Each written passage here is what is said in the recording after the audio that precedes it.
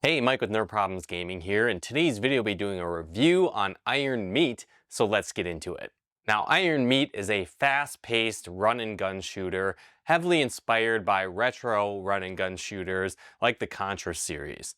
And you'll be playing as a futuristic soldier as they try and take on an evil army of futuristic meat/machine hybrid monsters that have been created from an evil experiment and are now threatening to destroy the world.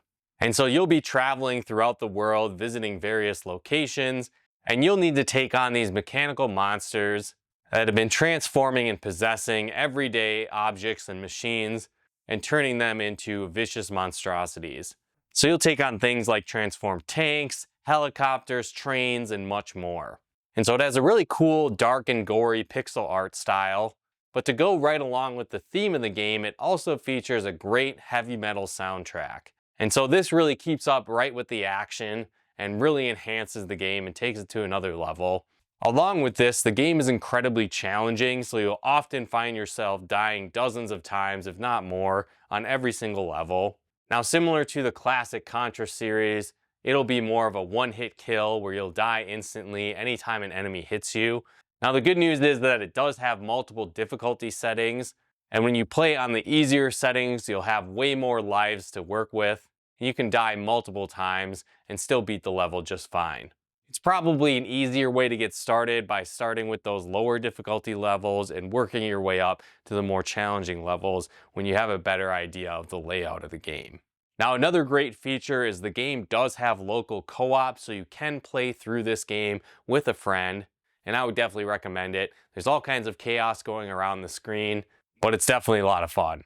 There are some unlockables to the game as well. As you progress, depending on how well you did at the levels, again, how many times you died, how many enemies you killed, different things like that, you'll earn points which you can level up your rank of your character, and this actually unlocks new skins and new playable character types.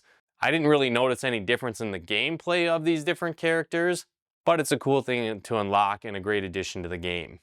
Now, as you're playing through the game, you'll also have multiple weapon types and upgrades that you can find.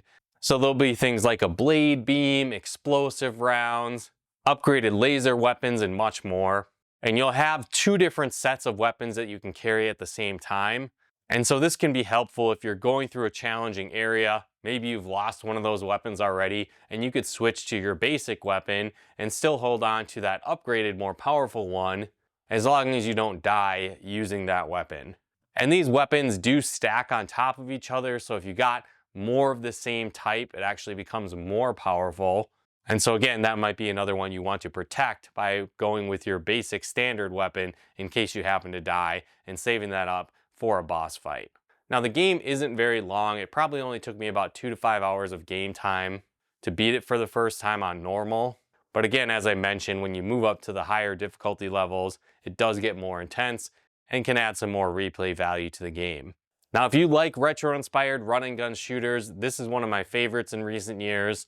The controls are incredibly responsive. It has really cool pixel art graphics, great music, and fun gameplay, and I would definitely recommend it. But let me know your thoughts in the comments below. Have you played this game yet? Are you going to pick it up now that you've heard about it? Are there any other great run-and-gun shooters I should try out? Let me know in the comments below. And if you like this video, be sure to hit that like button as it really helps out the channel. And if you did want to pick up a copy of this game, there'll be a link in the description below as well where you can do so.